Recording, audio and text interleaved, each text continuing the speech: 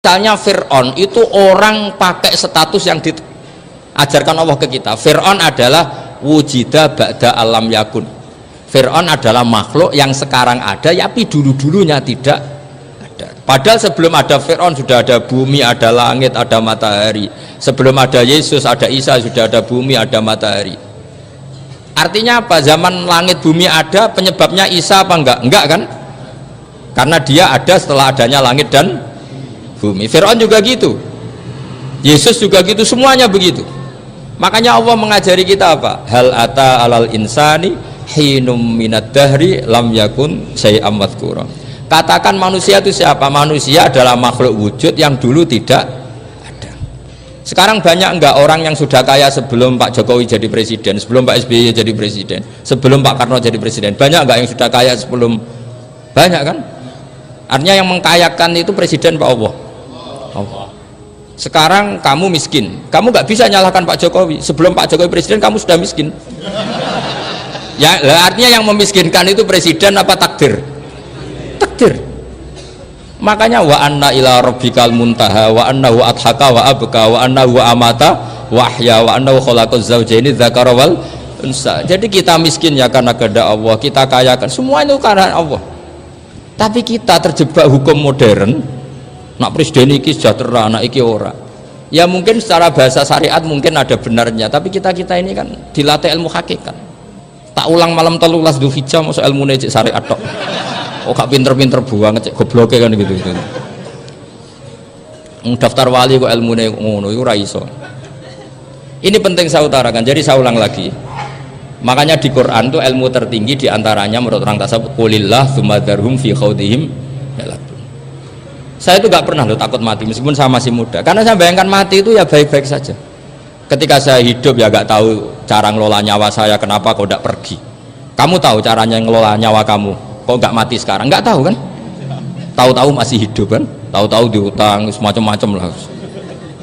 Sebetulnya kita zaman hidup pun gak tahu cara ngelola nyawa kita, cara kerja jantung kita, cara kerja paru-paru kita. Nanti setelah kita mati pun gak tahu caranya hidup ketika dia.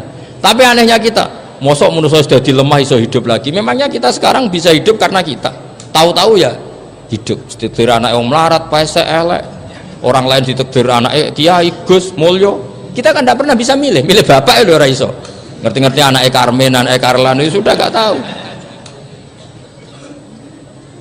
Artinya gini, ya sudah ya Allah, ketika saya hidup ya tidak tahu kenapa saya hidup, pasti engkau yang menghidupkan. Ketika saya mati juga gak tahu kenapa saya mati, pasti engkau yang menghidupkan dan mematikan. Maka saya akan baik-baik saja di akhirat, karena ketika di dunia Tuhannya yang engkau, ketika di akhirat Tuhannya, dan sifat engkau tidak akan rubah, tetap arhamur rahimin. Makanya dulu wali-wali itu kalau mau mati ya santai aja. Sayyid Umar bin Abdul Aziz itu ulama-ulama dulu kalau mau meninggal itu, kalau keluarganya nangis marah besar. Memangnya mau kemana kamu nangisin saya? Lah kamu kan mau mati. Memangnya mau kemana kalau mati? Ya kembali ke Allah. Susahnya apa? Di dunia ya milik Allah, di akhirat milik Allah. Inna sholati wa nusuki wa mahyaya wa mamati lillahi rabbil. Yang aneh sampean harus melarat orang wani mati, aneh tenan. Ya karena sampean tahu mungkin di akhirat lebih miskin lagi kan. Terus repot nah terus. Coba kalau dari awal kita menstatuskan diri kita biadillah, inna sholati wa nusuki wa mahyaya wa mamati. Tapi kamu salah status. Mengatakan kehidupan adalah momen untuk mencari kesejahteraan. Kehidupan adalah momen untuk cari karir. Kamu mensifati kehidupan secara salah. Jika kamu terjebak nyari karir, nyari kaya. Coba kalau kamu pakai mazhabnya Sufi, kehidupan adalah pemberian dari Allah untuk kembali kepada Allah. Kematian ya seperti itu. Akhirnya ya santai saja. Inna sholati wa nusuki wa mahyaya wa mamati lillahi rabbil alamin. Istri juga gitu.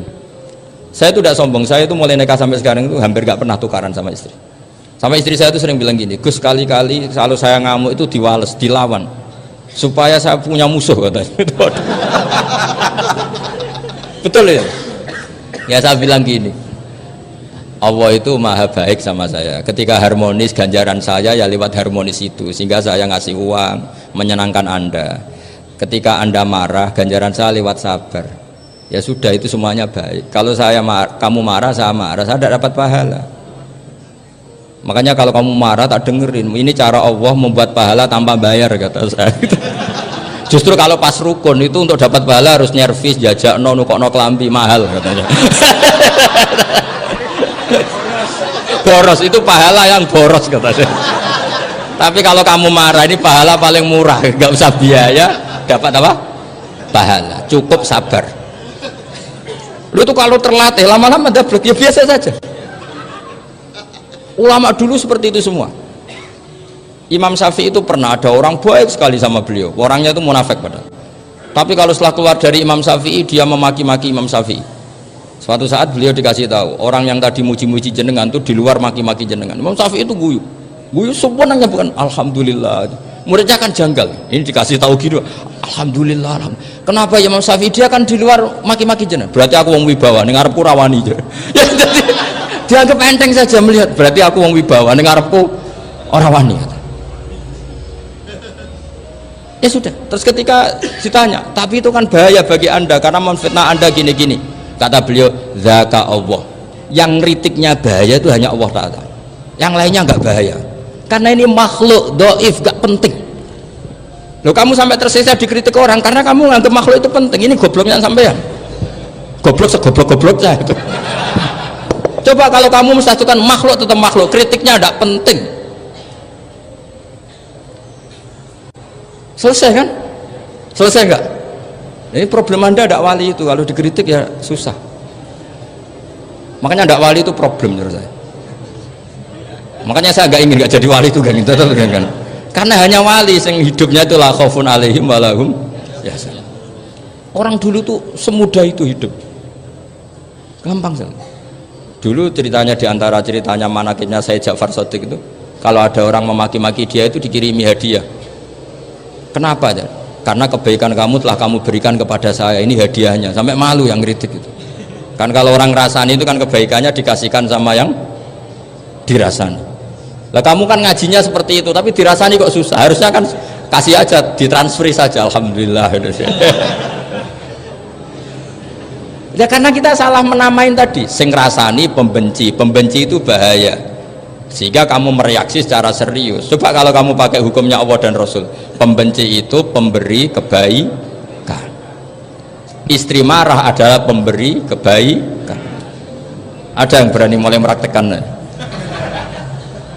Latih begitu terus, insya Allah nanti hidup kamu barokah. Itu disebut wa'allama adamal asma.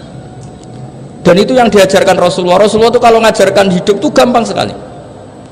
Allahumma ja'alil hayata ziyadatan li fi kulli khairin wal